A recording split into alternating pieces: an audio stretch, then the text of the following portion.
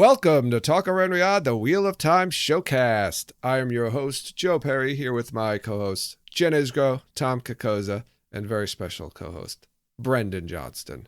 How you doing, Jen?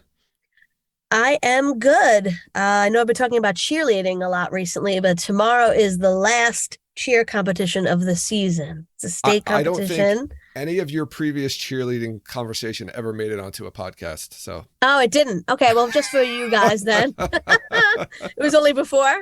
I've been going to a lot of cheerleading, and now tomorrow is the state competition, which takes place in Staten Island, thankfully, so I don't have to go anywhere. That's odd.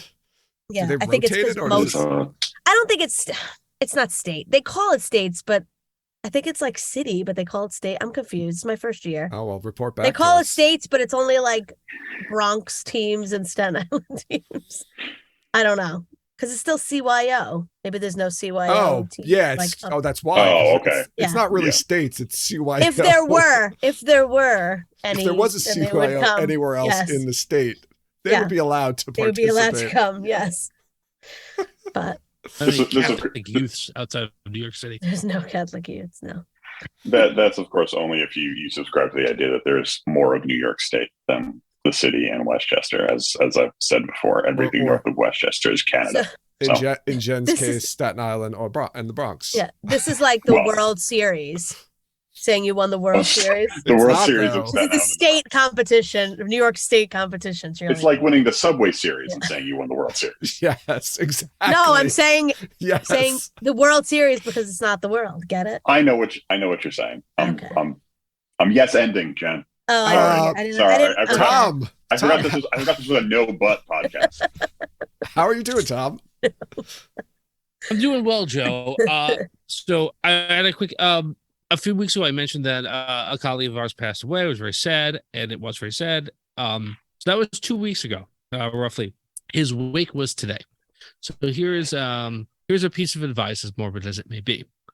If the wake is approximately 2 weeks after the person passed, it should not be an open casket. Oh. Yeah. I did not think your morbid comment was going to be that. That wasn't morbid. That was kind of rough. It was dictionary definition of morbid. That's true. Wait. I was thinking more. I'm sorry. I wasn't thinking of morbid. I was thinking more of like a sentimental or but don't you? Isn't it like preserved for a little bit? Well, they keep it cold. No, I mean when they do what they do, does it stay preserved for a little while? He was there. We weren't, guys. Are there I'm just asking. Yes. No, Jeff's asking. Okay, look, I will be clear. Proper right? procedure if is, the like, body was stored? just out for 2 weeks, they couldn't do an open casket. Right. It was clearly preserved. It was still rough. Oh no! Why? Because the family wanted an open casket, and that was it. The funeral parlor apparently advised them to not do that. Oh, I'm sure they did. Right. It reflects poorly on them too. If the body doesn't look good, did they strenuously object? You strenuously object. They write a strongly worded letter. So yeah, that's all. Sad. That's sad. I don't mean to laugh. Yeah, and I mean it was, but I mean the good thing is that there was a lot of people there, and I'm glad that people turned out to pay their respects. But yeah, rough scene. So advice for everybody else. You could cremate me. I've already told Dan. All right, Brendan, follow that one. How you doing? That's the second time this week alone, and really probably one of countless times over the last 20 plus years that Tom warned me in advance of something. I was like, nah, it'll be fine. And it wasn't. I'm glad you didn't end the show with that. Shame on you. Fool me. Good idea once, doing that one in the you. beginning. Fool me repeatedly over the course of half my life. Sit down, man. No, I don't need to. I'm fine. All right. Let's get into the episode. We do have a lot to talk about. We've got what's happening. We've got news. We've got a lot of news to talk about. And we've got a whole episode to talk about. But before we get into any of that, back by popular demand, Jen, what's happening? Everybody rock. I'm gonna start over because I want to do it good. You're out of practice. I don't know because I can't. I'm not even looking at you guys, and I still laugh. Everybody, rock your body right. What's happening's back. All right. Okay. So, one day I'll get through one of those openings. We have a fun What's Happening tonight. So let's start with an Instagram story posted by Jay Duffy, the actor who recently got a haircut and who Joe very adamantly insists that was weeks ago. That was weeks ago. He got a haircut weeks ago. That was like 3 weeks ago. I just want to put it into context for everyone. You know, people in the business, 3 weeks is a really long time to get a haircut. It's awful, guys. Sorry, it's awful. Jay posted a blurry shirtless mirror selfie, and I don't think I'm exaggerating when I say he's pretty jacked. However, with the picture, he also posted some emojis. So here we go. We have a clock, 2 crossed swords, and a movie camera. So to me, that's an obvious Wheel of Time filming reference. What do you guys see in the emoji leaves? I don't. He's training, sword training is what he's going to be filming. He's like, it's time to train and then film. It's time. He's saying it's time. It's time. It's time. Time is the word. Time is the operative with swords. Word he's indicating there. Just come today. Yeah. I don't know. I'm reading this one, as I always correctly read emojis, as Wheel of Time fighting filming. You're saying the time? That's what it's referring to, the Wheel of Time? Are you kidding? Yes, the wheel. Are you serious? No. Of course that's what you're saying. The Wheel of Time. He couldn't put a wheel because he's not really supposed to. We're not supposed to know about him yet, right? Okay, so Amazon was like, okay with the clock, but not with a wheel. So that's where they drew the line. Well, you didn't get it, so it's not obvious. She's not wrong, Joe. For those who are listening, I still connected it to the Wheel of Time. Please go to our YouTube page and watch what just happened, because you need to see the reaction of Brendan Johnston when Joe realized the time. I don't even know what I looked like. I'm gonna have to. His eyes got bigger than his glasses. It was very impressive. Well, I'm sorry. Wheel of Time fighting filming. Yeah. Going back to Wheel of Time. So there you go. Jay Duffy's going to be in some sort of combat scene. With sword, right. Wheel of Time. I know. There you go. All right. Okay. So there you go. 2 cast members are celebrating birthdays this week. Our Avienda, Ayula Smart, turned 29 on March 19th. And also Juliet Howland, who will be celebrating her birthday tomorrow, March 25th. Oh, happy birthday, ladies. I have to say, Ayula does not look anywhere near 29. Yeah. I thought she was in her early 20s. Good on her. Looks good. Yeah. Speaking of the mother of hens, let me drop a little hashtag hen news. Ooh. Sorry, I didn't have I didn't know there was hen news. Otherwise, I would have gotten the sound effect ready. Wait. You wanna go back to that, and I'll add it in. Let's take it again. Okay. Go ahead, Jen. Speaking of the mother of hens, let me drop a little hashtag hen news. Wait, let's do that again. Oh my God. The file was like stuck loading. I'm sorry. Let's try that a third time. I think the video too. Do you edit the video? No, I don't edit the video. I don't have. Do you think I have time to edit video? Okay, one more time. Jesus. Let me drop a little hashtag hen news.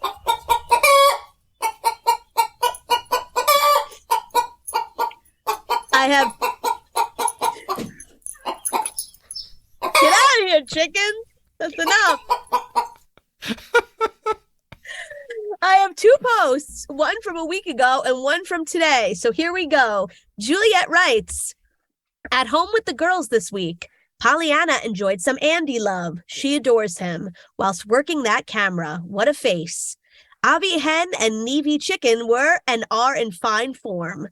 Perry Hen Golden Eyes really is the model hen, though still gets a little bit left out. Poor girl. But sadly, my mini Maple has been very ill. Whilst I was away filming for a few days, she went downhill. But I hope that the TLC and medicine means that she will now be heading uphill to the top. Everything crossed.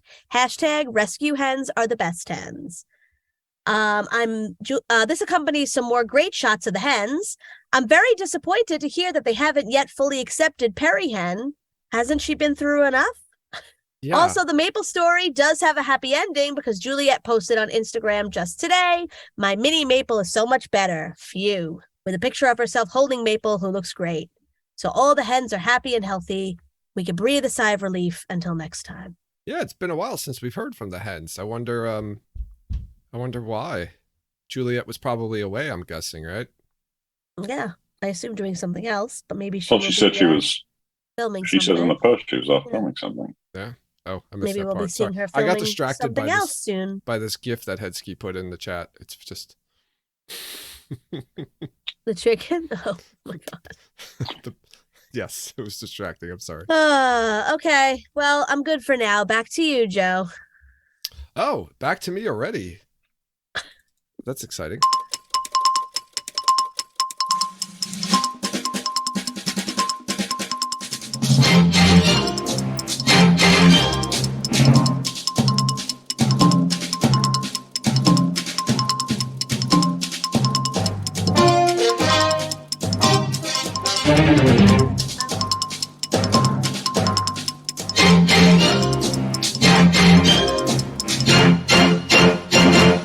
Welcome back to another edition of Where's What Origins.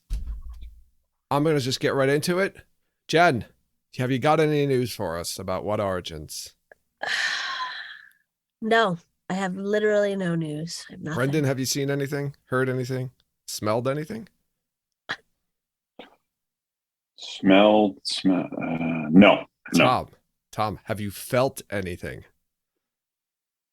I felt something, Joe. It's a whole lot of nothing. I actually have some What Origins news. Although yeah.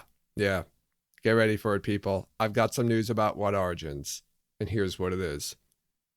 Weekly Wheel News found some concept art from What Origins. But you know what? It's from the What Origins that was already released. So sorry about that. So we found one of these artists I think we've already seen before because I'm pretty sure I've used some of the artwork. Jonas Hasibi, and I'll post the links in the show notes. But these are on ArtStation. It's the episode with the White Tower. A lot of really cool stuff. A lot of great stills in here. So maybe some stuff we didn't really see before. So you go check that out. And then there was another one which I haven't seen before from Eve Ventru. And she has some concept art for Queen Eldrine. The costuming. She also has some like generic Aes Sedai, Hamar, and also Jaram Gaiden from the water one, and also a Luce Theron one. So she did some concept artwork for that. Pretty cool stuff. I highly recommend checking it out. Very nice artwork. You can download some nice high-res pictures from there and make it your wallpaper. Or some of these character ones, they're kind of oil painting looking. So you can maybe get one printed on a canvas and pretend it's somebody in your family from long, long ago. Interesting. All right, let's get into the news. We do have some news. We have a few pieces of news. We're only going to talk about one right now because the other two are spoilerish. But this one's kind of exciting. I know a lot of people have been waiting for this. But the Wheel of Time show finally released that other deleted scene from season 1 that they had revealed at WatCon. Remember, they had already released the scene with Egwene in the pool that everyone was very excited to see. They finally released this week the other scene, which was, I think, much better than this scene.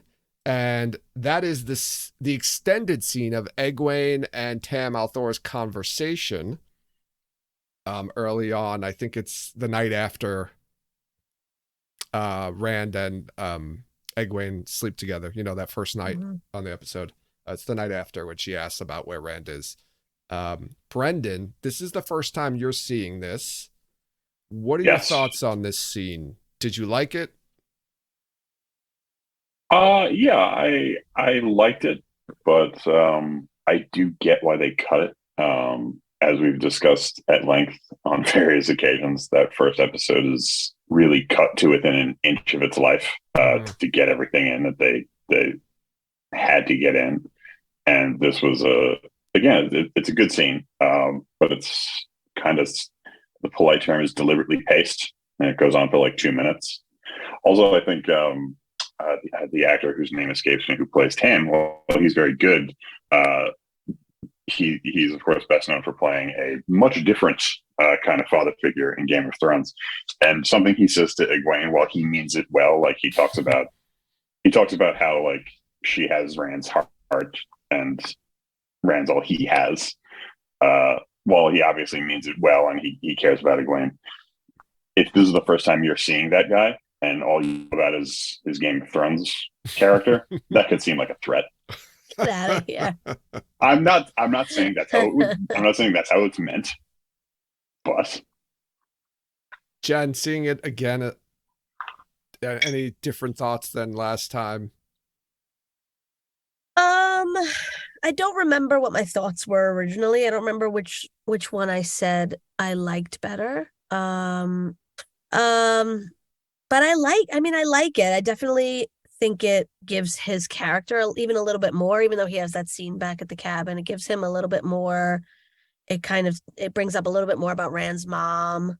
Although it's weird that they specify that she had red hair when then later we find out that like only Aiel have red hair, and supposedly, and it's a little confusing. Is it that Aiel only Aiel have red hair, or that Aiel only have red hair? No, they also have. No, Aiel don't only have red hair, but they, in the book at least. But I don't know, for Loyal to be like only, there's only a few ways of telling where a person's from by their appearance, and one of them is red hair. Yeah. Okay. Yeah, that's true. To me, seems like it's like red hair people are all or people assume they're all Aiel. Okay. Brendan, I have a question for you. Is the fact that Rand's mom had red hair, I can't say it, a red herring? Okay. A red herring? I feel like we made that joke already, a red herring. We did make it away. I don't think Brendan was here though that time. Well, not because that would be a spoiler. Don't answer that. Okay. I agree. I really like this scene a lot, and I wish it was in there, but I think you're right, Brendan. I think it would have felt odd pacing wise, like all of a sudden they just slow down for this one scene. Yeah, and for a character who's not that he's not important, but he's not really in the show that much. After he's in like one scene of the show after that episode. Yeah. Two scenes of two flashbacks. And he doesn't really even talk much in the other scenes that he's in after that. Yeah. So, all right, Tom, any thoughts before we move on to the episode? No. Okay. Let's get into episode 105, Blood Calls Blood. And this one is... What's that? It sure does. Oh, yeah. This one is directed by Sally Richardson Whitfield, right? And to be honest with you, I forgot who wrote it because I didn't look it up. This isn't Justine. This is this Celine Song who wrote this one? Sure. All right. Sorry about that. So we get into the cold open, right? So this is the least entertaining or interesting of the cold opens, right? Oh, wait. Is this the coldest open? Oh, yeah, it's the cold. Well, I don't know. Episode 7's pretty cold open. I think that's colder. That's cold and... Oh, you're right. They're both cold. Both pretty cold. Yeah, that's true. The episode was written by Celine Song. It was Celine Song. Okay, thank you, Brendan. Yeah. No problem. But do we all agree coldest open? Or not? I'm sorry, Jen. Damn it! Now you got me saying that too. The least interesting. I'm not going to say the worst of the cold opens, but the least interesting of the cold opens. I think so. Yeah, because it's not like something separate. It's just like a continuation of what we're already watching. That's a great way to put it, Jen, and it's. I think I have that something in mind. It's like it's a deviation from all the other cold opens because it is what happens right after the previous episode ended, and it leads, and the first scene after the credits is just the next thing. Is a month later. Well, yeah, but it's the next. Yeah. You know what I mean? Yeah. I don't know. I feel like we might have talked about this the first time around, but I'm really confused about who's being buried. because you see like the king of Geldon there being buried. So like, are they burying? That's not Logain's entire army. They're not burying all the people that died from Logain's army. And then I know a lot of people were confused about like who else from the Aes Sedai side died. Like it just looked like there were Aes Sedai and warders there, but I think there's probably like servants and maybe some other just soldiers, like from, because there were women they were putting in the ground. So I guess that was like a servant. I don't know. I'm confused as to who's being buried. It's scene. Well, I shouldn't even say buried. They're just kind of being placed in a very shallow grave and put. They're extremely shallow graves, and then just putting a blanket over them, and then they're just gonna. Animals are gonna come and eat them, aren't they? I mean, what's going on? The candle keeps the animals away for a little while. It's like a citronella. Yeah, I'm very confused as to what's going on in this scene. Sorry, that's all I'm saying. First of all, kudos to you, Joe, for saying the phrase "Aes Sedai side died" in one shot. Because I'm legitimately amazed. I mean, I was curious about this too, and I actually paused it and counted. There are 33 graves, and I don't think 33 Aes Sedai or warders died. No Aes Sedai died. Well, one did. That's it. Nobody. It's amazing. But none of the other ones, like in the battle. Right. That's what I'm saying. None of the rest of them died, and I don't think we saw any warders go. So I guess the only conclusion you can come to is that they're burying the people who attacked them plus Carini. Yeah, maybe the rest of the army ran off, and that's the bodies that were left behind. So they're just like cleaning up their mess, and I don't know. Well, again, the army wasn't that big. I think I said last week the Sharks and the Jets had more guys. It was not like it was more than 33 guys, though. It was. I think it was an army in the pejorative sense. There might have been 33 actors, and one that was CGI'd in later. Yeah. So 32. Ooh, was he CGI'd in that funeral scene in this cold open? I forgot to look, but I don't think I think you see someone putting him in the ground, but I think it's like, I don't think you see the person's So it's filmed face. At a different location. Yeah, because he wasn't there. So it had to be like just edited in, you know. Maybe they CGI'd his face on. To another random, I guess they could have, but I don't know. Yeah, maybe. Interesting. Yeah, so confusing. Well, either way, it is kind of the least interesting cold open. Yeah. So we get a time jump 1 month later. Here's the time jump that I think we were all talking about before. We were confused about. Tom, you mentioned about seeing the White Tower, and you're right, everybody sees the White Tower. I do want to say this, I guess, since we're just talking about that, seeing the White Tower. And I know last week we talked about the White Cloaks. I think it was last week where I was asking, because didn't Valda say he was going south? So now how does he wind up all the way up there? But I mean, a month has elapsed, so I guess it's possible he went down south and did what they needed to do. But then I think when they're talking to the Tinkers, they're asking about Logain. So I'm assuming they're probably following the procession or trying to follow the Aes Sedai procession, and that's why he's back up there. And the White Cloaks are back up by the White Tower. Maybe they're just looking for those Aes Sedai too. Yeah. He's looking for the procession. Yeah. I think that's what it is. So that just kind of closed the loop for me because I was a little confused about that. But anyway, I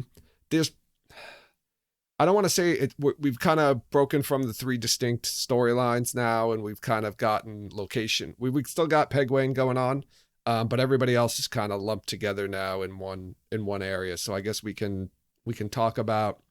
Maybe we'll talk about parent. I don't know. Who do you want to talk about first? I mean, they're still. I mean, whatever you guys want to do, but they're still clearly separate. They're not in Tar Valon yet. No. But to be honest with you, this thing flipped. We did a 180 now because the Perrin and Egwene storyline for me is the most interesting storyline in this episode. It went from being the worst storyline for the last couple episodes to the best storyline in this episode. Yeah, I agree. I definitely agree. Okay, so do you want to talk about that first anyway, just because it's shorter? Yeah. All right. All right, so the White Cloaks encounter the Tinkers, right? Perrin and Egwene are still with the Tinkers a month later. They're inside of the White Tower, very excited. until the White Cloaks show up and start punching women. I have a comment about this. I like how Egwene has started dressing like a tinker. Oh, and Perrin yeah. hasn't, because she just absorbs the culture that she's living with at the time. I like that touch. I never noticed it before. She's very happy, right? She like kind of jumps in all happy and giddy, asking what they're talking about. So they get captured after the White Cloaks punch a bunch of people. And then we get to one of the weirdest scenes in the whole show, the Egwene sponge bath scene. Oh yeah. That's so gross. I know I said this in these exact words and probably in this exact tone last time, but I found myself thinking it again when I was watching it this morning. That scene is it's just viscerally upsetting. I mean that in a good way, like as a positive, like because it's supposed to be. Yeah. But yeah, like I hate watching that scene. That's how well done it is. I like that they don't show any nudity either. Like, yes, there's no reason to really show that, but you know she's nude, and they're all looking at her nude, and they're scrubbing her. You don't have to see it. So when I was watching the scene today, I was like, watching Egwene's face, and like after they, finally put the robe on her, the white robe on her, and I'm looking at her, and I'm like, this has got to be a really traumatic experience for her, considering. Right, she lives in a small village, and it's very conservative, obviously. Although she is a sexually active 20-year-old, but still, a bunch of guys capture her, take her clothes off, and start bathing her. That's got to be a really, really traumatic experience for somebody, especially in her position. Yeah. And they make, and part of the scene, and part of what's so upsetting about it is the show does a great job in a very short period of time in the first episode of imbuing the Two Rivers braid with so much symbolism and so much importance. Mm-hmm. And one of the things they do when they're bathing her is undo her hair and straighten her hair and comb it out. And it's just like they comb her hair too. They're taking like everything away from her. It's awful. Yeah. I just so there's a couple of comments in chat, and I want to call this out too. Calling that bathing is, I think, a strong misnomer. Yeah. Like what they are doing is like attacking her with like brushes. Like that's not bathing. Right. That's scouring. Yeah. They were using brushes. I mean, I don't know. Those might have been nice soft brushes. That was not done to clean her off in any kind of way that like she has dirt. Yeah, Joe. Yeah, Joe. Maybe that's they were soft brushed. Maybe that's what the violent religious fanatics are doing. They're using nice soft brushes. Maybe it's the same on their captive. On their captive witch. So are you saying they purposely carry coarse brushes to in case they encounter someone and need to scrub them? 100%. That's what I'm saying. They're sickos. What fucking side are you on, Joe? What? Like, you explained this isn't the first time they've done this before. Doing? It's not like they just decided they were going to do this today. It's not like it's to Jen last week about how like servants of armies set up entire tent cities in the night and to take them down in the morning. These guys had no servants. You know is true and is believable to you, but the fact that these religious fanatic weirdos don't carry around brushes that are hard. You're okay with them carrying around soft brushes. Well, if they're using them on themselves, if it was like the brush that they use the same brush on themselves that they use on her. No, I'll tell you, Jed, do you think they all have sterilized brushes that they only use themselves? No, but they think she's disgusting and like evil. They wouldn't use their brush, their bathing stuff to clean. These are specifically to clean witches. So you think they were like they didn't have any brush? So here's my reading of the situation. Right, after they captured her, like, guys, we gotta wash her. We need one of your brushes, and none of them wanted to give up their brushes, so they had to draw straws, and the shortest straw had to give up their brush so that they could scrub her with it. I just want to say, this is. I'm sorry. This is so ridiculous that now I think Joe's fucking with us. No, there's no way you really think that. No, I don't really think that at all. But I do think it's odd. All I'm saying is it's odd that they purposely carry coarse brushes so that if they encounter someone that they need to vigorously bathe and scrub. That's their whole job. The last time capture witches. The last time we saw an Aes Sedai they captured successfully, they'd cut her fucking hands off, Joe. Well, that makes more sense. Probably with one of the brushes. That makes more sense. Chopped it right off. That's how sharp the brushes are. They can chop your hand right off. That makes more sense to me than anything else you've said before. Every episode that we've done of this rewatch so far, Joe has complained at one point during the episode that we're taking too long. Wait, can I just say, are you done? I'm sorry. Go ahead. No, I just want to point out, Joe, when you say that this time, you led us in a 5-minute conversation about the brush. You guys argued with me, so I had to keep going. I want to read a comment from chat. Rosa MG said they also travel with the dresses. It's not like they pull those dresses out of somebody's closet. Like they have those. That might have perfectly pure white dresses. That could have been that little boy's his nightgown. No. Holy mother of God. Brendan thinks Brendan's like, he's serious. I think he's really serious. All right, let's get past the bathing. And I want to talk a little bit about Valda and how he's so sure that he knows Egwene can channel. Like, how does he know? I want to know how he knows and why he's so sure that Egwene can channel. Because she was traveling with Moiraine. But he doesn't know Moiraine. He doesn't know anything about Moiraine. I think I don't know. He had a feeling.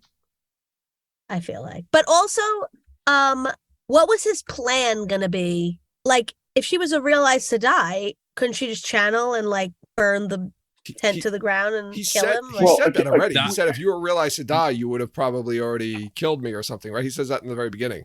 Or try to. Not if they have fork root. Yeah, but he can't fork root somebody and then ask him to channel. He do whatever he wants. He knows he is killing her. Like, you have to understand, like, every conversation that he has, the fact that she's dying is already a done deal to him. You don't think he was going to let her go? And kill Perrin if she didn't channel? No, I'm kidding me? I'm kidding. Right? So, don't take at face value anything he says as a fact or true or anything. Like, he admits he follows an ideal that allows him to not follow their code, right? And his plan is to murder her because she is a witch who can channel, and everything else is a lie. And it doesn't matter whether she is a witch who can channel or not, right? He knows she is. This is like Spanish Inquisition stuff. I'm going to torture you one way or the other until you tell me what I want to hear, and that will give me the reason to kill you. It's so much Spanish Inquisition stuff that his title is a synonym for Inquisitor. Yeah. It's not, again, Robert Jordan, who I am not personally familiar with his work, but I really admire him as a writer because he appeared to have been the living embodiment of that, the meme about how writers who use subtext are cowards. He was not fucking around. He was not leaving any room for interpretation. Yes, exactly, Tom. These are Inquisition type guys. Oh, that's it. Oh, they are. Yes. But the questioners. So I'm sorry. I wanted to talk a little bit about when Perrin's getting, tortured, cut up by Valda, right? We get his eyes turning yellow. And you hear the wolves howling, and I don't remember I say this all the time now when we're doing this. I don't remember if we talked about this much when we originally talked about this episode. But I had a question, right? We hear the wolves howling. Nobody else seems to notice it. I'm not even sure if Perrin hears it. So I guess, is this something that's audible? Are there really wolves howling outside that everyone can hear and they're just ignoring it? Is this something only Perrin hears? Or is it just like an ambient effect or like a dramatic effect for us listeners, and nobody in the show is actually hearing it? I think maybe the first one is in his head, but then the second one, I think they're outside. Well, yeah. They're there. So yeah, talking about the first one might only be like in his head where they're like telling him like we're coming. Yeah, which is what they kind of do in the book, we come. See, I took it as similar to that, but the opposite. It wasn't them telling him we're coming. It was him telling them, "Hey guys, hey wolves, who I don't even know I can contact. I need, It was the wolf signal. He was like, shining it up in the sky over over Gotham City. Yeah, could do that. Yeah, I think it was more. I think it's more that too. Honestly, like in his pain and extreme duress, like he instinctually does something he doesn't know he can do, and that's their response. I don't think that's his like internal wolf howl to them. I think he's doing something like instinctually, and he is hearing their reply. I don't think that's a mental, like he's hearing it in his brain, but I do think he is the only one who can hear it, right? They already established in episode 3 that his senses, like you don't realize it 100% now, but they've already started to establish that his senses are heightened from others, right? Mm-hmm. That he can hear the Tinkers before Egwene does and everything else. So he confesses then to Egwene at this point, right? That he killed Layla. Mm-hmm. This is a great scene, right? It's very dramatic, right? And Perrin's pouring out his soul, confessing to Egwene that he killed his wife, and then Valda walks in and he's like, "Have we reached a decision?" It's just like he comes in and just ruins the dramatic scene. Yeah. I love he's him. Such a great, he's amazing. He's such a great, smarmy shithead villain, and I hope he's in so much more of this show for however long the show goes on. I hope so too. And then in the last episode, gets killed by an Aes Sedai with no hands. Like that's he gets beaten to death. Yeah, with stumps. I wanted to make a comment about the thing he's tied to. I think that's like a kneeler. It looks like something you kneel on to pray. Do you ever see like a freestanding kneeler at church? Yeah, sure, exactly. I kind of feel like that might be straps. What that is. Yeah, that he's like tied onto it. The straps on it. Yeah. I think there was some straps, right? Were there?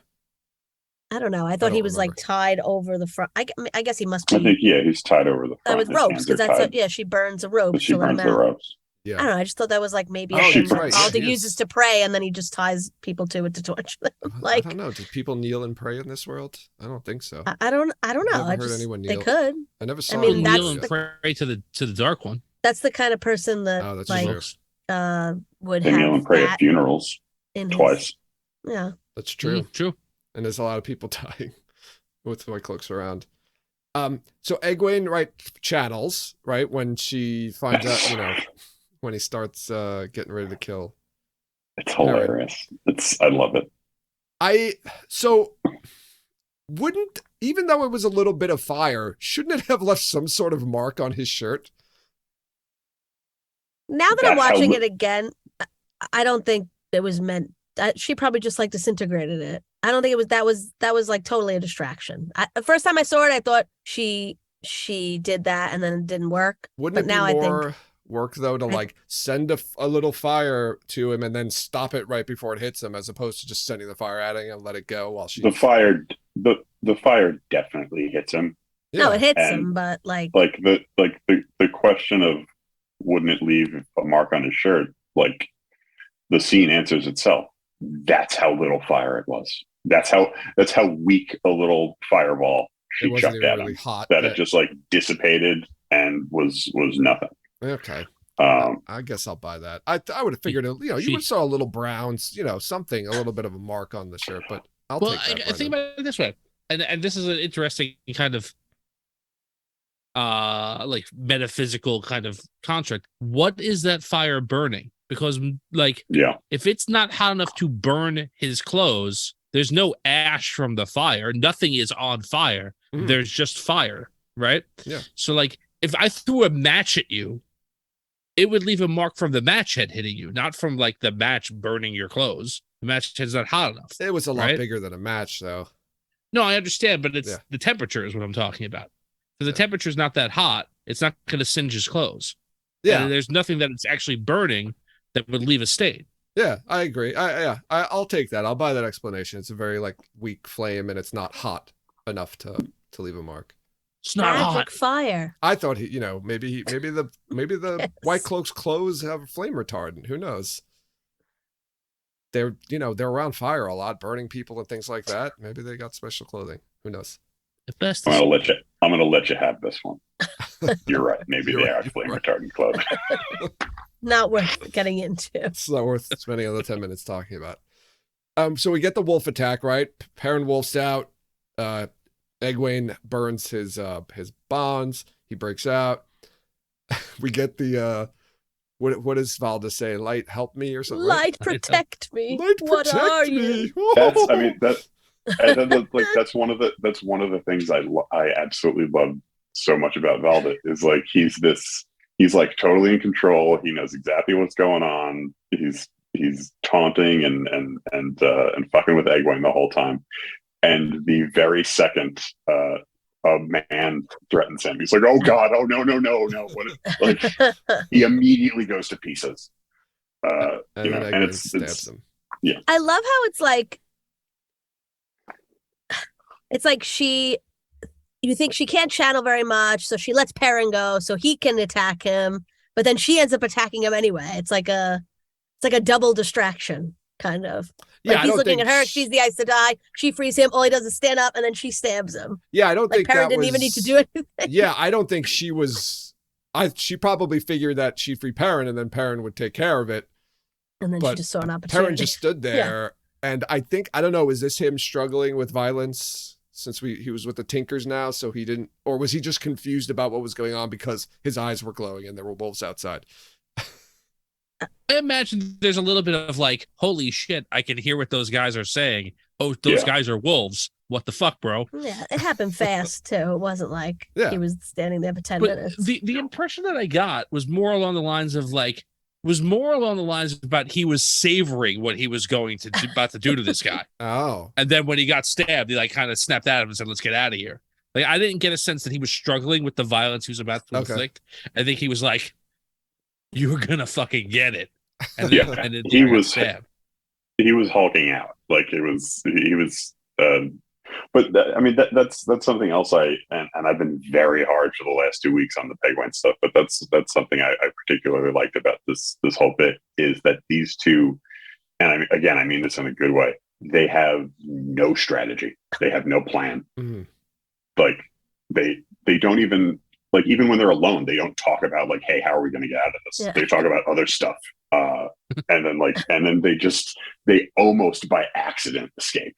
And like Jen said about how it's a double distraction. Like it's not a double distraction. Everything's just going fucking nuts. So like Egwene just grabs the knife and stabs him, and they run. And it's a very in this story about magic wolves. It's a very realistic. Depiction of what would happen to two people like that in a situation like that. Yeah, definitely true to life. And I did notice it this time, right? They do show Valda on the floor, like still conscious. Yes. Mm-hmm. I never noticed that before. I didn't notice that one little scene. They cut back to him and he moans or something and he moves. Mm-hmm. So you can see he's still conscious. So it looks like Brendan, we're gonna see him again because we didn't see the body, as you said, right in the earlier ones. All right. Anything else on the Egwene storyline before we hop into Tar Valon? Nope. All right. So like right before we get into Tar Valon, right? We get Rand and Matt approaching Tar Valon. Matt seems like he's on edge. Rand has seen. Go ahead. As an aside.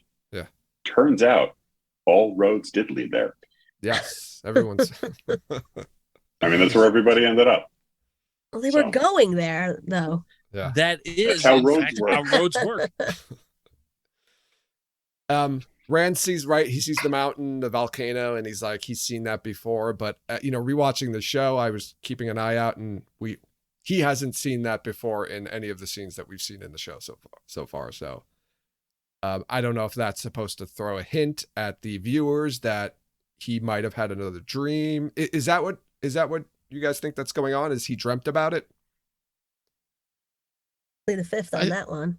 We talked about this a little bit when we were first watching it. Like the other options are he remembers being born, unlikely, or he remembers creating it, also unlikely. So yeah, I think he had another dream about it. Okay.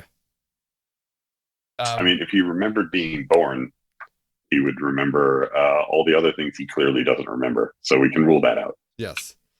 Good point. And then we have the other group showing up, right? The Aes Sedai group with Lan, Nynaeve, and Moraine also showing up. And right, we talk about it. We joked about it when we first talked about this episode. Is there Logain is not in the cage, obviously, because the cage is destroyed. And then all of a sudden, when we get back into Tar Valon, he's in the cage. So just get it out of the way. I was gonna say, go ahead, Brendan. Go. No, like we got a lot of mileage out of that last time, and with good reason.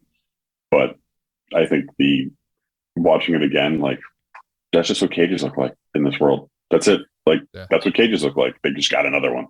But it's like Moraine and Lan and Nynaeve, I guess because they weren't part of the procession originally, they were allowed to go into Tar Valon, and then like half a day later, when the cage finally came out, the rest of them were allowed to come in. Because Moraine, Lan, and Nynaeve were in Tar Valon for like hours before the procession. The procession comes in. Yeah, I have a lot of questions about this, about what goes on and around here, and I'll save it for later when we get a little bit into this. But right, so we get Rand and Matt in Tar Valon, right? We finally get introduced to Tar Valon, the White Tower.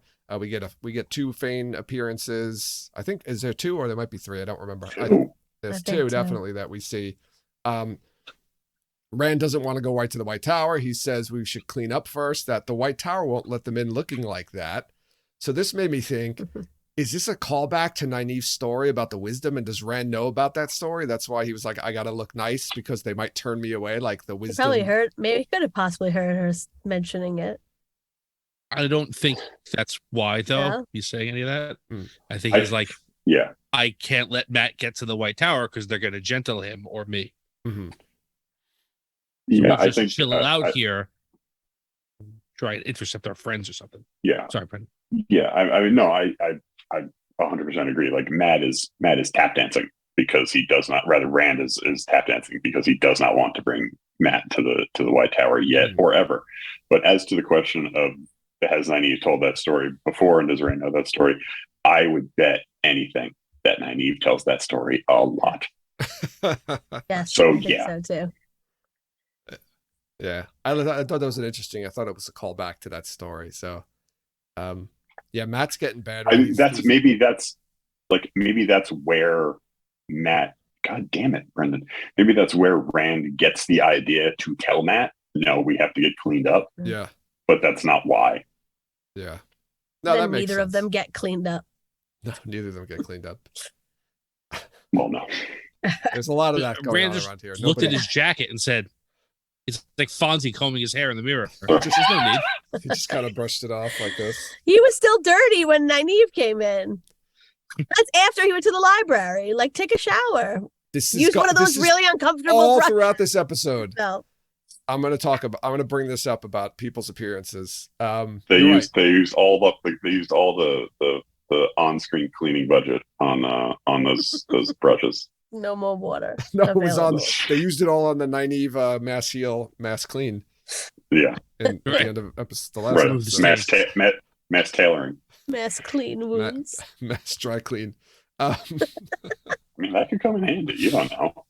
So, right, Matt's losing some memory, right? He thinks he killed the Grinwells, and he clearly doesn't remember what happened there. And Rand has to, reinforce with him that it wasn't him, that it was the Fade that did it. So, and then we meet Loyal. You guys mentioned it, right? Even though Rand doesn't know that, does he? Rand doesn't know that Matt didn't kill the farm family. I think he doesn't. He assumes. He doesn't think he did, and he would prefer not to believe that he did. Yeah, and he doesn't want Matt to think that he did. I mean, he could be willfully ignorant in this fact that I think when they showed up there, they thought it was Matt who killed him, and then the Fade came out, and they were like, "Oh, thank God," and then like, no, at the same time, like it was relief and horror at the same time. No. Oh yeah. That is kind of how the and Matt's dagger didn't have any blood on it. The dagger didn't have. Thank you, Rosa. That's right. The dagger didn't have any blood on it either. So you're right. I take it all back. Yeah, I think he was confident that Matt didn't kill those people. You're right. So we meet Loyal, right? Rand pulls the Crythan cycle. Interesting calls to a couple of books. The Crythan cycle, he's looking at that, and then later on, the Travels of Jane Foster. Those are callbacks to the books. And this is where we get the Aielman comment about Rand being an Aielman with the red hair. I think I'll say this much: it's not that nobody around besides Aiel have red hair. It's just very rare.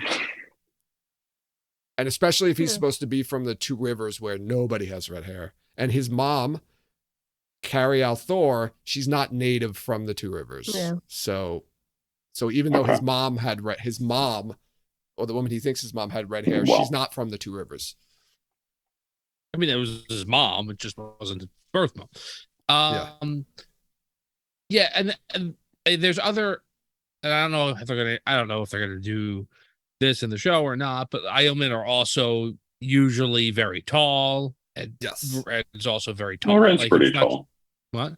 Rand's pretty tall. He is pretty tall. I think when you see him in the alley or the street, like right after this, he's like head above a lot of people. I noticed. Yeah, I mean Yosha's very tall too. Yeah. So he's like 6'2" or 6'3", right? Isn't he, or something like that? Yeah. And not that tall. Not for you, Brendan, maybe, but for some of us, that's tall. Yeah, but as I mentioned before, you're loyal. You're not. Oh yeah. Yeah, and they make Ogier shorter than the Bucks. They're supposed to be like 9-10 feet tall, I think. Yeah, right? They're like Trollocs. Yeah, but I understand. I'm okay with that. That's just fine. Not worth doing. I really like Loyal. Doesn't matter. What little we got of him. We get the procession with Logain, and we get the laugh. So, like, looking back on it now, right? When we first saw this, it was like, is Logain really laughing? Is Matt just going crazy? But I think we know right now at this point that he was laughing at Rand because he knows something that we didn't know at the time. I don't think he was really laughing, though. You don't think he was laughing? No. In the show? No. Yeah. He's definitely not. He was not laughing. So when they cut back to him, his head is down. So that's in someone's head. I don't know if it's Matt or Rand. I think it's Matt's. Matt's staring at him. He's laughing. Not. Rand's trying to snap Matt out of it. He snaps out of it, and it cuts back to Logain, and his head is like this. He's down. Right. Logain's just slumped. I think that was put in for our benefit because in the book it's different. He is laughing for real. Right. I do not think that in the book, Logain has not been gentled at this point. Oh, that's and is true. Still capable. Yes, he would not. Of laughter and happiness. Yeah. Right. Of gallows humor. Right. Yeah. I don't like this scene. Then toss it. I wish he was laughing for real, but he definitely was not. We get the conversation between Matt and Rand about, if one of them could channel, promise you won't let me be like that, and they're both mean different things. Two guys who are having the same conversation and meaning completely different things. Then we get into the water stuff, right? We get Steppen and who is it? Steppen and Alana's two warders, and they're Maxim and Yvonne. Yeah, having a conversation. He's talking about how he lost his dad, Steppen, and he's getting in fights, and he was getting so bad that he was picking on people bigger than him, hoping that, I think he was inferring that he was hoping that they would just kill him. Mm-hmm. And then Karenna saved him and gave him a purpose. Okay, story. I liked the melting of the ring. I like that. That. That was a nice addition. I really like that part. That was another area in the tower that has no railings. There's just no railings on the outside. Yeah, you're very concerned about step the right off safety the edge. I am, because if it's like slippery, someone's going off there. When it rains. I hope somebody gets pushed off the tower at some point. Maybe there's like the rough. Maybe it's like roughened up, like, or there's like grippies like on the subway when you get towards the edge of the platform. It's like gripped. All right. Well, I still hope somebody gets pushed off. Make up your mind. Do you want it safer? Or do you want? No, I want it safer for the people I like, but I want one murder to happen where somebody gets shoved off. There's been a murder. Just one. To like a bad person. Yeah. Not a good person. What do you guys think about murder this? of a bad person by getting thrown off of a tower? That never happens. No, it's too evil of a death. All right, two evil people fighting, and then one of them pushes the other. How's that? You're literally just describing Clegane Bowl. That's what you're talking about. Okay. I'm picturing two more evil of like people the end fighting of and Die falling off Hard a kind tower. of a thing. Oh, Where the bad guy tries to be the one to do the pushing. that'd be pretty cool. Like Beauty and the What are we Beast. talking about? We're talking about the unsafety of the balconies at the tower, Yes. the White Tower. Oh, right. There was no like I can't think of the words. This is like When the Consumer Reports inspection. episode. There of was Tucker there was no inspection after it was built. Make Yeah. sure it was safe. It wasn't up to code. How coarse are the doesn't brushes? exist. How safe are the walkways? Can we talk about Leandrin? Okay. We're all She has two conversations in this episode. First, she has one with Nynaeve. And then she has one with Moraine. Is Leandrin gay? I'm trying to really it seems like they're trying to push that, but I can't really tell if that's what they're going for or she's just kind of being sinister. I don't think she's hitting on Nynaeve.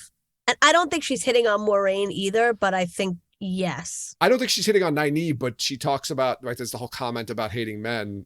Yeah, I think she is gay, but I think she's just trying to make Moraine feel uncomfortable with touching her face. I don't know. I think she might have a crush on Moraine. Yeah, I don't know. I don't know if she had a crush. I think she had a thing with Moraine. That's what I got a very much that was a very much I don't know, you used to tap this ass kind of a vibe was what I got. Huh. I don't know. I think she has a crush on her, but Moraine doesn't reciprocate. No, obviously. not at this point. I don't think. I don't know. What do you think? I think she's Brendan? just being manipulative. When you said, "Can we talk about Leandrin?" I didn't know where you were going to go. But if I had 1,000 guesses, I wouldn't have guessed that we were going to go here. I have zero opinion on it never even occurred to me. Okay. I don't know. I mean, and the thing is, for because this is a rewatch, we have the context of the additional episodes, so we know that Moraine's gay. So there's that. And, that's what also made me think more and lean more towards Leandrin.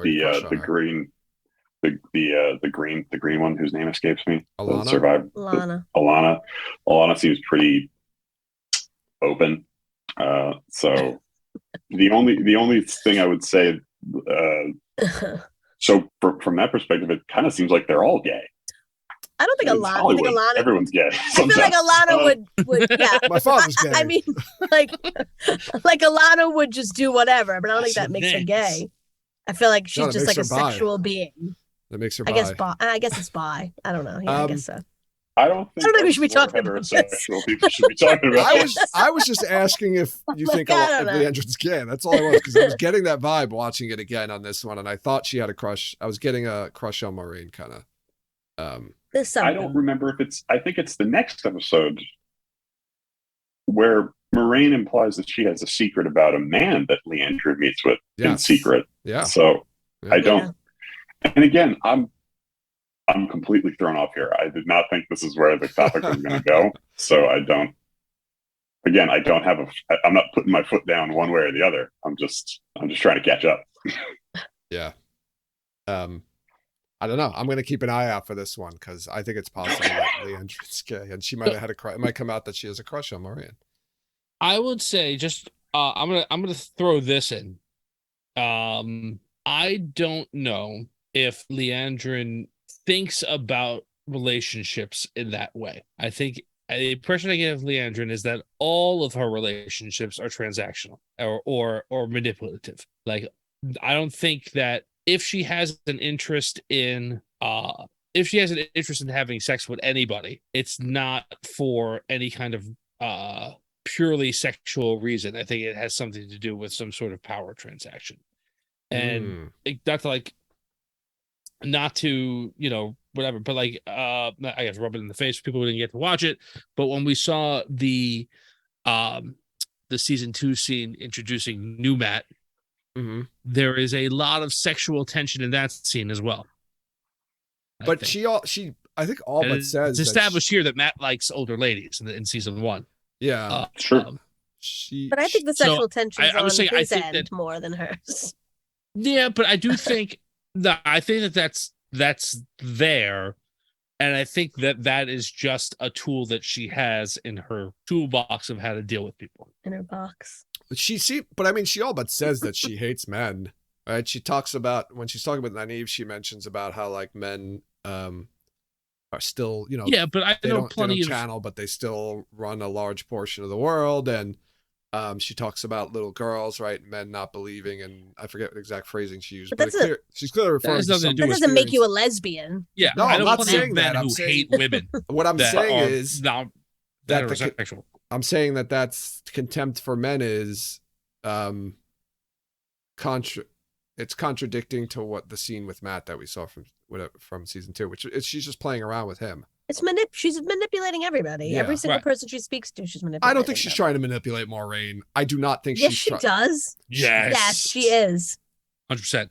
You're saying she has a crush on Moiraine, like if Moiraine reciprocated, they would just like go and that, like I don't think that. I think she's just like messing with her. When she touches, she's like, oh, it's like trying to make her uncomfortable. With her, but I don't think she's manipulating her. I don't think she thinks she can manipulate Moiraine like that. I think she wants to try. I mean, that's a distinction, but or do you think that or do you think that she knows that Moiraine is gay, so that's why she's doing it? I think both can. Like they could have a past relationship. They could have had one when they were younger, but at this point, I think she's just messing with her and maybe using their past relationship to like. I don't think they had a past their history or whatever. I don't know. I mean, yeah, and even if she knew Moiraine was gay, that doesn't. Who cares? Probably not a secret. It's just a secret that she's sleeping with Swan. Yeah, I don't know. I don't know if it's a secret or not. We don't know. I mean, she doesn't talk to anybody. So doesn't come up. I've been on probably 20 to 25 episodes of this show at this point, and I've listened to well over 100 about a series of 14 books that I've never read so much as a page of, and this is the most lost I've ever been. Well, because we're all making this up, so. I can't. This is coming so, and I don't mean this necessarily as criticism, but it's just like coming so far out of the blue that like it's just a question that never even occurred to me. Out of the blue. I don't think you didn't get any kind of. We're literally only talking about what happened in the show. We literally did not reference the books at all in our conversation. No, I get it. I did not get any. The vibe I get from Leandrin is that she kind of fucking hates everybody. So I did not get any sense that she was affectionate toward Moiraine in the present, in the past, wants to be in the future. She's just this tough me lady who doesn't like Moiraine for a variety of reasons. I think that I noticed it more because we had talked about it, probably not with Brendan on the show. Yeah. But I knew it was out there. People were theorizing about it. So when I watched it this time, I kind of paid more attention to it. I have to admit, sometimes I don't pick up on these things, even in books. I'll just like not realize what's going on. So I don't even remember if I picked up on it the first time I watched it. But this time I definitely, having it in my head already, I noticed it. I think the first time I'm going to have to watch it again. Yeah, I feel like the first time I watched it, I was kind of more in the camp with Tom and Brendan. But after watching it a second, well, this is probably like my third time watching it, maybe even fourth. Just like, but really focusing on it, I just got that vibe from it. That there's, I'm not saying it's definite. I'm saying I was asking the question, like it's a possibility that I think wouldn't surprise me if it turned out that there was some sort of crush, and maybe that's why she doesn't like Moiraine, because maybe Moiraine rebuffed her. Right, but that's not a current. You think she still has a crush on her? Because if she does, she's got a funny way of showing it in the next episode. Well, she's angry at her now because she's hell hath no fury, like in Ice Ice. Yeah, well, so I think that maybe they had something in the past, and then she rejected her, and then now it's just, now she's. Leandrin's also kind of she's sort of the inverse of Valda in a lot of ways. She's in her own way a violent religious fanatic. So I was going to say keeping it with like on the Moiraine line. I was just going to skip this next scene, and I'm going to get into it right. So we get the scene with Alana and Moraine. And this is where I noticed it, and it was really bothering me. They're still in the same exact clothes that they've been traveling for the last month plus. They just got back to the White Tower. Don't you think like one of the first things they would have done is like take a bath and change? Maybe they have like hangers of the same dress. Oh, you said so they did that already. Like, yeah, they changed and now they're wearing the same clothes again. Outfits. I mean, at least Alana took her shoes off to sit on the bed. Maureen lays down with them. Her boots are like on top of the comforter. Take your shoes off. It's her bed, so I mean, she's allowed to do that. I know, but Alana's in her friend's bedroom with her shoes off. Couldn't you at least give them different clothes? Come on, they just got home. Like one of the first things you do when you get home, like Tom, when we used to go camping, what was like the first thing you did when you got home? Oh, you take a shower and then you take another shower, honestly, right after. And then you get, Yeah, you put on clean clothes. I think they've gotten the clothes clean and put them back on again. I think they've showered. They don't look dirty. Nynaeve cleaned them for her. Well, they never looked dirty, though. Well, whatever. I Rand's hair got kind of shaggy. Give me a different costume. And so did Perrin's hair got very shaggy. Does Alana wear a different costume in the next episode, or is she still in the same dress? Yes, she does. She wears the they're wearing different. They were wearing different outfits in the next episode. So they're in their formal.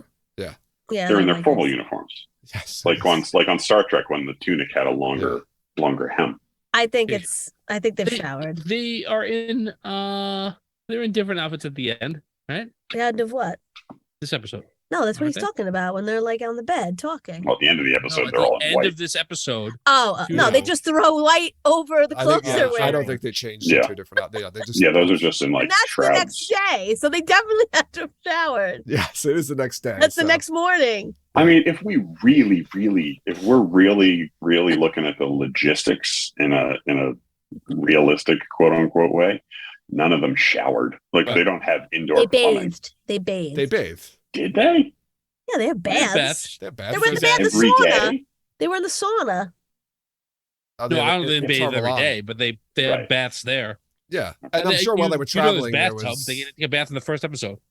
Yeah, and I think when they were traveling, maybe not every night, but I'm sure they usually camping near a water source. Yeah. And how much you want to bet? I mean, we didn't see them, but how much you want to bet there was probably at least one bathtub traveling with them, and someone the servants could fill up water from the river or wherever they were camping, heat it up over the fire, and then pour it into the tubs.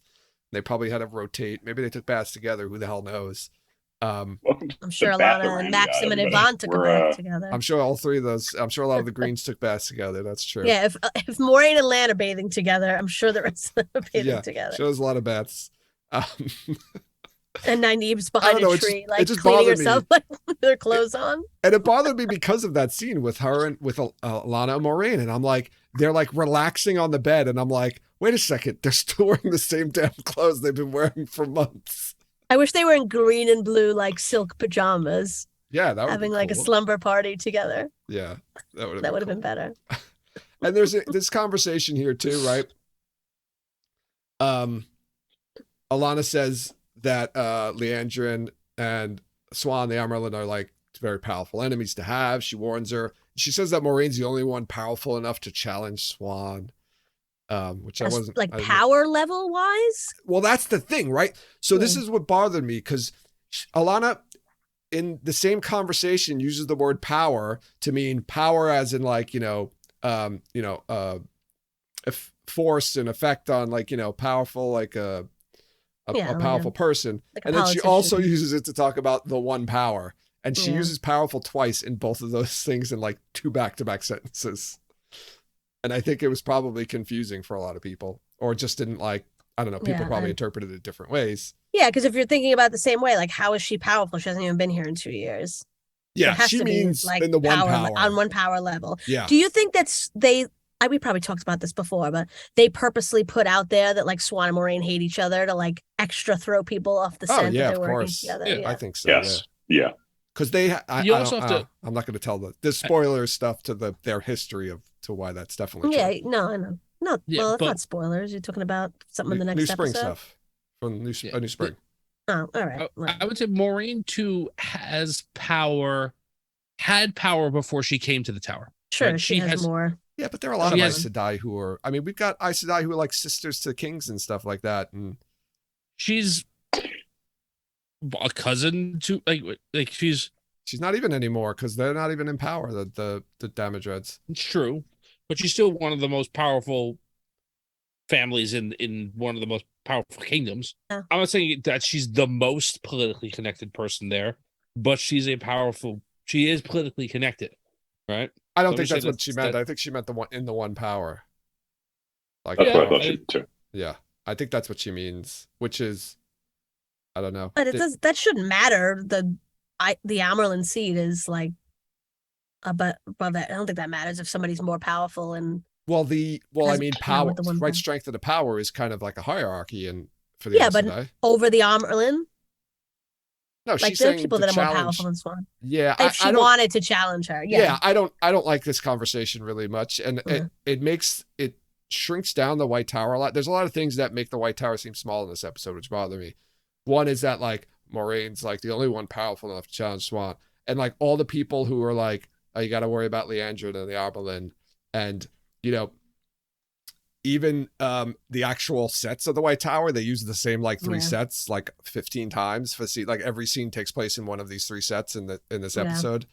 I mean, and then the Steppen funeral at the end, it's the same Aes Sedai that we saw traveling. Like there's no new Aes Sedai. We don't meet any new Aes Sedai in this episode. We see a couple walking around, but not. Yeah. I hate to keep saying this. I know, Brendan. I know why, but it just makes it seem so small to me. Yeah, there's supposed to be like hundreds of Aes. Yeah, there's hundreds of Aes Sedai. You don't see them. They don't talk about them. Yeah. Well, they're all there's all the sitters in the. That's next episode. That's next episode though. But I'm talking about this episode. Okay. Yeah.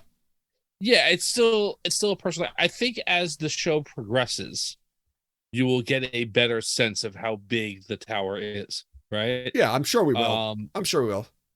Yeah, there's no need to be like, Moiraine, let's walk through some novice classes while we're talking. Like it's not. Yeah, you see some novices in the background. If this was Star Wars, they'd just be like a big. They'd be walking through a huge green screen. And shit would be happening everywhere, and spaceships would be flying by in the background. Yeah, they should have went for that. I would have been happy with that. There's something that I didn't make a connection with from previously. Is that scene with Lan and Steppen where he's got the statues of the Forsaken, and he's like doing his little incantation to ward them off. This it finally seemed odd to me. I was like, this is like Christians keeping like a picture of Satan in their home and then like, doing something to ward him off. Like, this is so odd that he has these evil creatures or these things that represent evil creatures. And he like carries them with, I know they're his mother's, but he's warding them off. I don't know. That's weird. That's like, Jen, would you put pictures of or keep little statues of Satan, of the devil in your house, and then like do prayers to ward him off? I don't know, but don't people do a thing? Isn't there like a hand gesture to like ward off? Yeah, but Satan they don't keep representations. All right, well, this is a Satan different world. It's a different world. Well, yeah, I was where we come from. I'm saying it's very odd. It's not, but it's not though. Yes, it is, Brendan. No, it isn't. Why? That's their thing that they do. But it's odd. It's an odd thing to do. Let's talk about all the odd things that happen. But like this is actually one of the things that I like about this episode is that I think I talked last week about how usually when I hear the phrase like, oh, the world building is so good, what that translates to in my brain is nothing happens. This episode does such a good job of world building via character studies of specifically primarily of Steppen, because there's a lot of focus on Steppen. Like you're right. It would be weird to go into a devout Christian's house and they have a statue of the devil in their kitchen. But these people aren't Christians. It's a completely different society. It's a completely different type of religion. No, I know. The fact that he has these establishes how different it is and how unlike our concept deceptive religion it is, without just having someone turn to the camera and say, "This is Forsaken number 1, Ishamael. He has these many arms," or whatever the fuck. Like, and it's Two. You know, like, he's a level 3. He's a level 3 pit devil from the plane of farts. I don't know. It is like the plane of farts. That's a good. Yes. Is it like a scratch and sniff doll? It expands the universe and expands the setting and elaborates on details of the story in a very organic and natural, and in some cases subtle way. I know why they did it. I know that's kind of the reason why they did it. It's just, I just thought it was weird watching it. I'm like, wait a second, this guy keeps like statues of the evil creatures in his house instead of the good creatures or whatever. But maybe they're not out. He takes them out to do the ritual, maybe, and puts them away. Puts them back away and locks them away because keeps them from. The flip side to that is that there doesn't seem to be like they have these things that are called Forsaken, which I guess are like demons, but they don't appear to have like a god. No, figure. there is no. Well, yeah, the creator. No. The creator is like the god. Is like God, the good God. It's a different thing, and I don't know how much I don't know how much the show is going to get into it or not. I expect it will get into it. And you may have heard us talk about this before, but there's no faith in this world. Like, it is a fact that the creator exists and that the Dark One exists. Like, that's not like a debatable, I have to take, like, they just, like, it's just knowledge. No, I got that. So like, it is different. But I agree with, I like all the points that you made about this kind of stuff. I'm thinking of it as like, hey, if you brought me here and set my head on fire, I would probably want to leave. Let me do that in statue form. It makes perfect sense, right? He's like lighting them up, like, hey, go, warning them away. Yeah.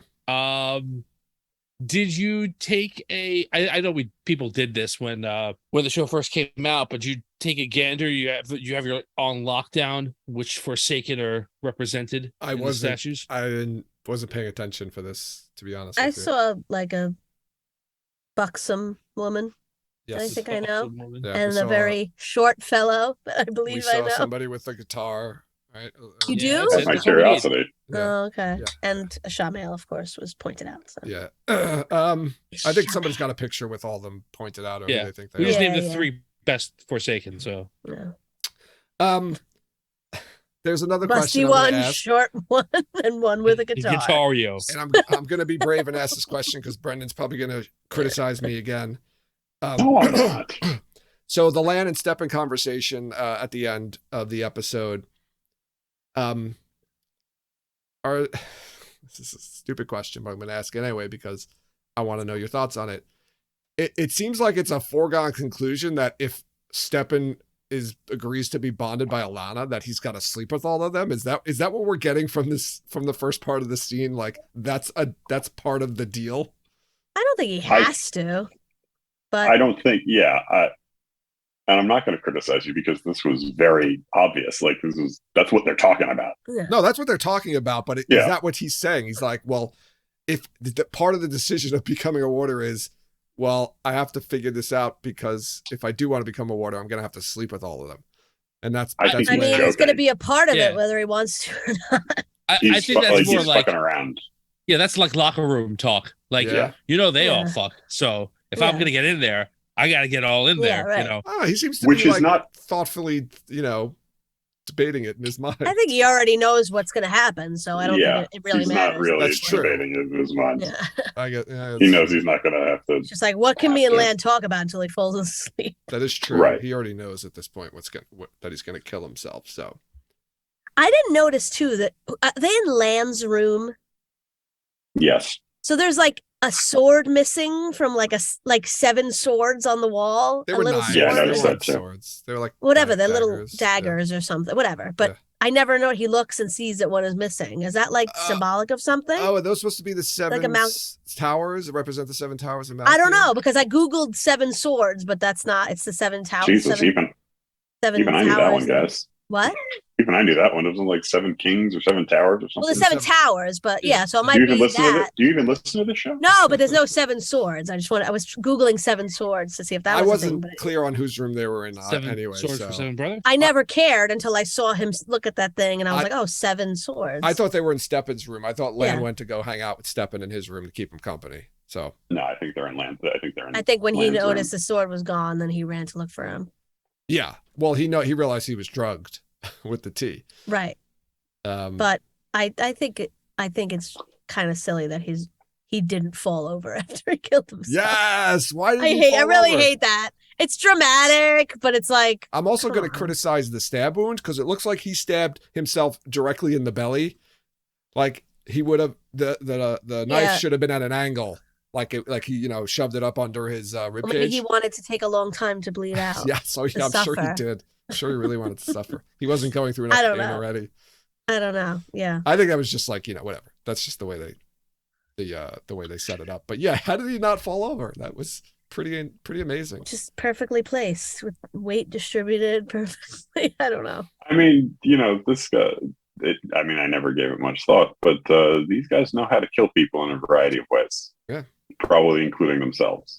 So he probably knew the best way to maybe he knew the best way to contort himself so that he could die without be found dramatically, not laying in a pool of his own blood. Yeah. Also, the choice of location, he just goes out into that hallway, which we've been in about 5 times in the episode, and I'm just gonna go kneel down next to a pillar in the corner here and stab myself. I don't know. Interesting choice. A location or whatever. He should have went out to the balcony and jumped off of it. When I was watching it, I was thinking of that. He should have just jumped off one of the balconies. But I guess he should have done what he did, but do it in front of the ring melting pot. Like that would have some kind of stuck his hand in there first, and they were like, no, I just think would have some sort of thematic resonance. Yeah, he could have sat back against it. And then him sitting up would have been better. Yeah, that would have been good much too. like the rings get, I guess surrender themselves to the tower for the betterment of the tower. Like he sacrifices himself as well. Yeah. Well, isn't that like the hallway where that's like the hallway with the statues of the warders or something? Isn't it? It's the hallway that everything. It is supposed to be something important for them that other people just hang out. Yeah. Do you want to get to our ratings, or is there anything else you want to talk about in this episode? You rate it up. All right, let's do it. Anyone want to go first? I'll go first. I will. I'm gonna give it a 3.25. Wow.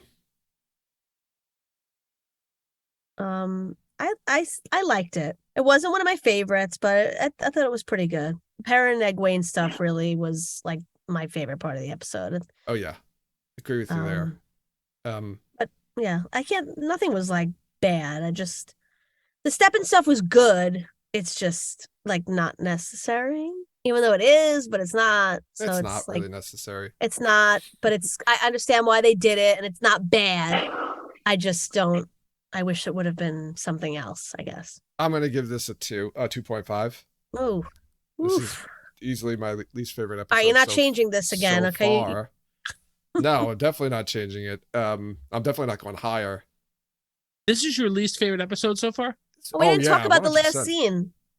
I know. You want to say anything about that? That's why. Was that on purpose? Yes, it's on purpose. I skipped the funeral scene. All right. Yeah, it's my least favorite episode so far. It might be my least favorite episode of the entire season. Wow. Yeah. I have to say, man. Yes. I don't think you remember how bad the next 3 episodes of the show are comparatively. Less than 8. I think I like it less than 8. Although I don't remember some stuff that happens in the next 2 episodes, so that might change. One of those. There's some good stuff in the next episode. There is not. Stop. 6 and 7. We will get to that next week, but no, there's not. Are the 2 toughest episodes to get through this season. Brendan, when you're watching it, keep in mind that Moiraine and Swan have a gay relationship, okay? So that you'll pick up on it when you're watching the episode. Okay. Pick up on anyone hitting on Moiraine. See if you could pick up on that one. All right. What do you, Tom? What are you giving this one? Yeah, this is one of my favorite episodes in the season. Almost everything that a lot of people don't like about this episode, I really, really like about this episode. I'm gonna give it a 4.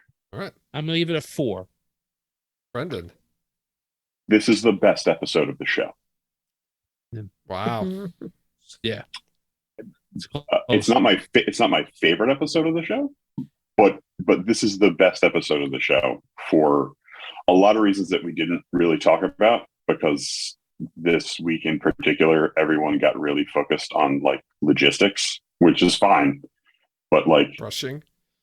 This is the episode of the show where all that shit matters the least, and like from a purely like as an episode of television, as a piece of filmed entertainment, it's got the best acting, it's got the most complex and nuanced writing. I mean, I said this the first time. This feels like an episode of a similar but much better show compared to everything else. It's the best episode of the show, to the point where for like the last half hour, I was convinced you guys watched something different than I did. I know this was controversial at the time with people who like read the books and stuff, and everyone was complaining about how like, oh, why'd they do an episode about Stefan when the episode's not about Stefan at all? Yeah, this is the best episode of the show. The only reason I'm not giving it a 5 is because of that god awful jump cut. I was waiting for you to bring that up. I was going to mention What jump cut? The jump cut where Leandrin is talking to Nynaeve about whatever, and she says, "Oh, by the way, the library's over there." And then Nynaeve is suddenly in Rand and Matt's room, and she knows Loyal. Loyal tells the story about how he was allowed to go to the gardens and he ran into Nynaeve. Yeah, like there should have been a scene in between that. They should have cut to somebody else. Maybe there was. Like hours of things had to happen to get Nynaeve to that point. But like, no. Aside from that, she goes to the garden. Loyal might have already been in the garden. They have a conversation, and then they go back. He realizes who she is, and they go back to the thing. What's Nynaeve's reaction to Loyal? Does she think he's a Trolloc also? Is she traumatized by what she went through? Like, so much has to happen in the course of that. No time passing. Like it's just a jump cut. I agree. There should have been a scene in between there to show the passing of time. I'm sorry. I should remember this, and I don't. But doesn't Loyal think that that's Egwene? Yeah. Oh yeah, he thinks. So they have a whole conversation. Yeah, they don't where he doesn't know who she is. Listen, I'm Rand getting Rand's to be fair, girlfriend. He does not know who Egwene is, and that he just knows that it's a Two Rivers girl that Rand's thinking about, and Nynaeve's a Two Rivers girl. But they have to talk to each other. He doesn't just throw her in a sack. No, I know, but it's not like the conversation has to be. It's not like Loyal knows her name is Egwene and then has the conversation. And I understand that, up. But he still has to be like, "Oh, Two Rivers, say no more." Literally, don't say any other thing. Anything else? Because that would explain it. He just rambles on about stuff. And he's kind of I know he's kind of oblivious to some. But Nynaeve would explain herself. She wouldn't. It actually works for me. I just want to see it. I was gonna say it's funny because I feel like an episode that most of us really liked. I think it was episode 3. Yeah. Right. We ripped apart on our rewatch. All we did was complain about everything we didn't like about it, and then we rated it really high. And almost everything we talked about here was stuff we really liked, and then you tanked it. I didn't like it. I never said I liked it. No, it's fine. I said I liked one thing. I like the ring being melted. That was the one thing I said I liked.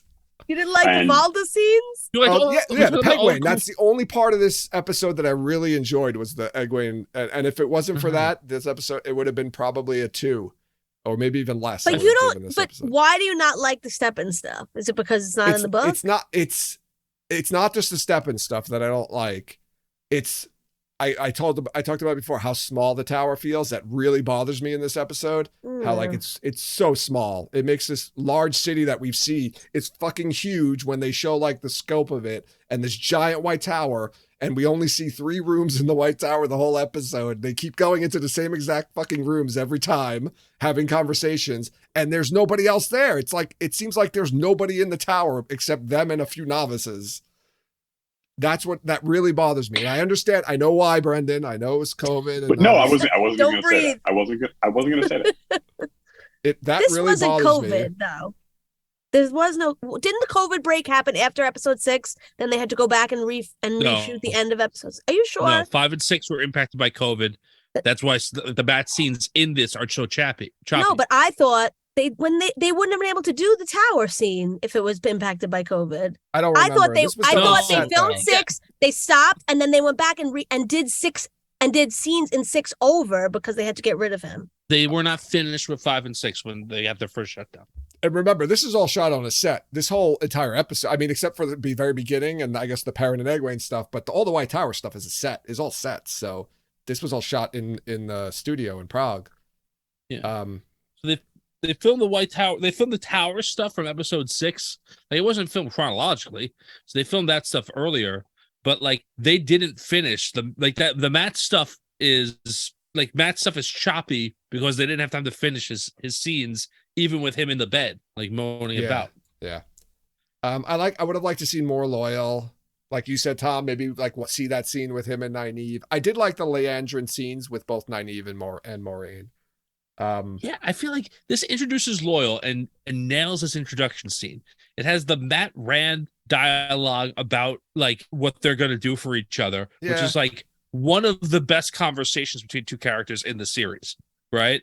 It has all the step and stuff, which, as Brendan pointed out, he and I talked a lot about it when we first watched it. None of that is about him. Yeah. And all of that is really important as that series goes on, and more. Yeah, I didn't think it needed a whole episode devoted to it, though. I think it could have been sprinkled in episodes. I think that all of those, the complaints that people have about that are my complaints about episode 6. Like, I feel like this is just my bias as a reader, whatever. But like, I don't give a shit about the Aes Sedai in the tower at all. Like, it's like one of the most boring. Like, who cares? They're all annoying. But so I don't want to explore more about them. That's just me. I think that it's fine. This is a wildly variety. So what was your rating, Brendan? You didn't say what your actual number was. 4.5. 4.5. This is the best episode of the show. It's just not my favorite because it doesn't have Tom in it. Yeah, that's true. But Tom was in this episode. 5 fives. 6 stars. What's the average for this episode then? Did Tom vote? Yeah, Tom gave it Tom said 4. Okay. The average for this episode is a 3.56. What was it last time? Which is the same as the last episode. Last time it was a 3.88. Wow. Joe, you liked it more. Yeah. I don't know. It bothered me more this time. Some of the things. Jen and Joe liked it more. Tom and I liked it less. Oh, yeah, okay. I mean this is the only episode of the show that I would like. If somebody asked me about this show, I would tell them to watch to this episode and stop. Okay. I'll tell you what happens after that. Yeah. Interesting. I don't mind the 8th episode. I know that the Trollocs battle is tough visually. I'm gonna do it. The other Tom. stuff is good. I'm gonna tell you we gotta hurry up. We'll get to the 8th episode. We've got 2 pieces of news to still talk about. So let's say goodbye to our good friend Brendan. We'll see you next week, guys. Brendan. Thanks for coming. Good night, everybody. Bye. Bye. I forgot we had more show. Bye. All right. We got a couple pieces of news I wanted to talk about. Very interesting. Something we got the other day and something we got just today. The first one is a tweet from Geeky Ari. She posted, "It's the first casting calls for special extras for the Wheel of Time season 3. The first one is it's for musicians of non-European descent. Drum, flute, lyre, and horn were specifically mentioned. And then the second casting call is a male painter, ages 40 to 75, for a scene on April 18th. Will portray a street painter." So interesting. We got some casting calls. Exciting. Very exciting. Season 3 is happening soon, if not already starting. What do you think we got? What is this for? What scene? Pick a scene. Any scene. Tyrion. All right.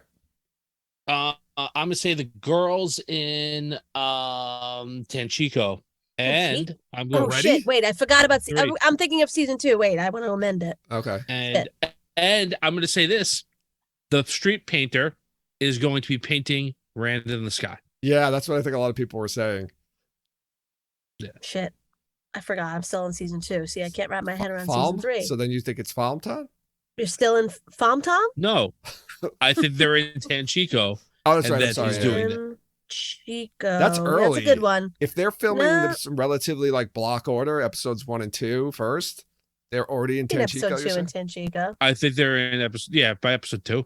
Yeah, because the rest of them are in the Waste, and there's not going to be any of those things there. So okay. I'm going to agree with you on that one. Tanchico.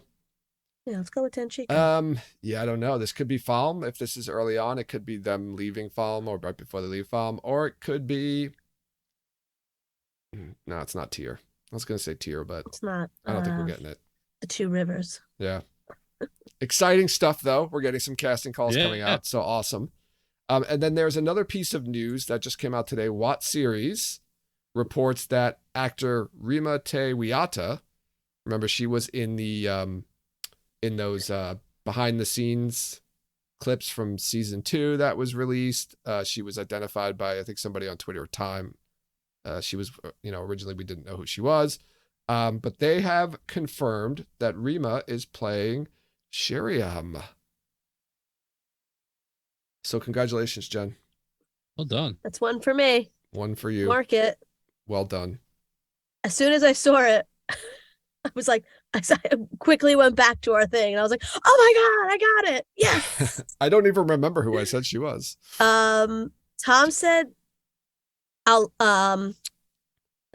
and I think you said Bear. Oh, that's right. Okay, yeah. Yeah. Yeah. But I was like, wow, we all said a different person. Well done. They went in a different direction, much older woman to play Sheriam. Different looks, although they could dye her hair or wear a wig or whatever. But I'm happy that Sheriam's cast, though, because I think, Tom, weren't you debating whether she would even be in the show? Yeah, I don't think I love that she is. I don't think that I don't think she's a necessary character. I think that she's a great character to have in the show. Yeah, I'm excited. I'm very glad. Does this change your thoughts on who any other speculated characters are going to be?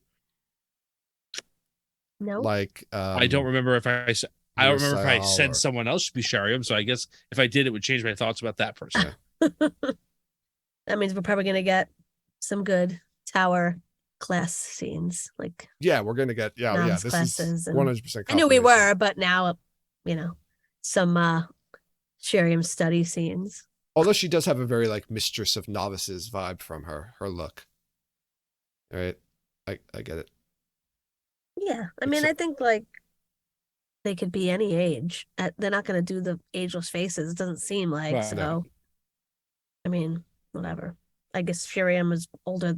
Is she the same age as them, or she's around the same age as them? She might be a little bit older. When they're she's accepted when they're accepted. So okay. Oh, okay. Well, whatever. Okay. Yeah. Cool stuff. Exciting news. We'll be seeing her soon, hopefully. Oh God, still no news about season 2 release, but we might see some leaked season 3 footage before we actually see anything from season 2. All right. Any final thoughts before we wrap up? Yeah, I wanted to throw one thing out that's not show related at all. Earlier this week was the finale of the World Baseball Classic, a international baseball tournament that has professional baseball players all around the world. Really, really exciting. Really, really great. Ended with the USA versus Japan in the finals. And the 2 best players in the world who play on the same team, the Angels, Shohei Ohtani and Mike Trout. Shohei Ohtani is pitching for Japan. He also is hitting for Japan because he's the greatest player who's ever played ever. And it ended with Japan up by 1 run, 2 outs, and Mike Trout up at the plate and Shohei on the mound. And it was, while I was watching it, I realized this is kind of historical baseball-y moment that I'll tell my grandkids about. The same way that you would hear about, I don't know, Josh Gibson versus Satchel Paige or what do you call it? I don't know. And any kind of great baseball moment for you, Babe Ruth's called shot, stuff like that. It was really, really unbelievably epic. And all the more so because both of those players in their time in the Major League Baseball have had almost no chance to play any significant games because the Angels have been a disaster for the last number of years. So if you get a chance, if you have any interest in baseball, you didn't see it, you should definitely watch the highlights. I'm not going to tell you what happened, but it was really cool. Thank you, Tom. I want to remind everyone to follow us on social media. You can follow us on Twitter, Instagram, and Facebook. Join us over in Discord to continue the conversation there. We also post the episodes on Facebook. You can see all kinds of fails during this podcast recording by watching that. Yes. So check out our did I say Facebook? I meant YouTube. You did. I did, right? On our YouTube page. So go check that out and subscribe there. Rate and review us wherever you listen to podcasts, and check out our merchandise and Patreon pages to support us that way. Links to all the aforementioned information is included in the show notes to this episode. Jen, Tom, thank you both for enduring the bristle conversation, the brush conversation. Thanks everyone for listening, and you'll hear us next time.